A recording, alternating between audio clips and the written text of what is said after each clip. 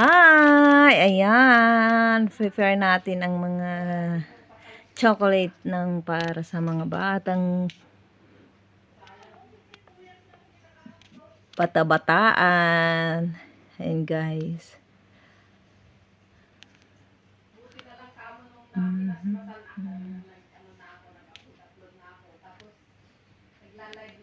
Ayan, ingay ng aking kapatid sa labas guys. Ayan. Yan ang mga ano ni Narino. Hindi ko alam kung saan ko na naman isisiksik sa karton yung mga yan. Marami pang pahabol si Prinsesa. Kasi namili din siya ng para sa mga bata sa probinsya. Ang problema ko ngayon, ang kalat ng kwarto guys kasi lumayas na lang yung ating dalaga. Ayan.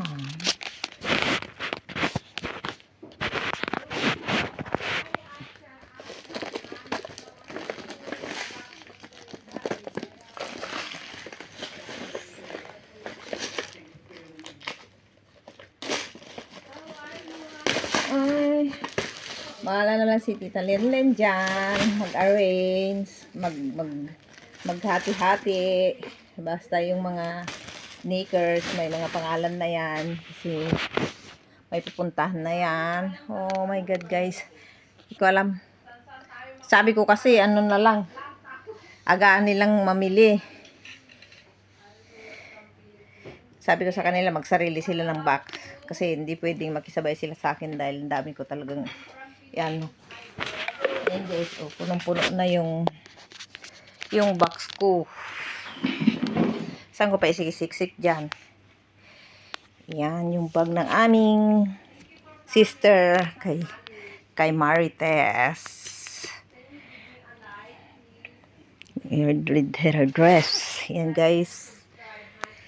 Ayan. Punong-puno na. Paano naman yan?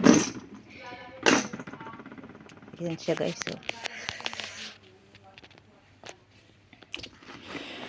Hindi ko alam anong gagawin ko. Paano ba? Pagkasyahin. Maghanap muna tayo ng malaking karton guys. Yala, bye-bye for now. Thank you for watching. Ito yung magpapadala na lang. Hindi ko alam kung paano.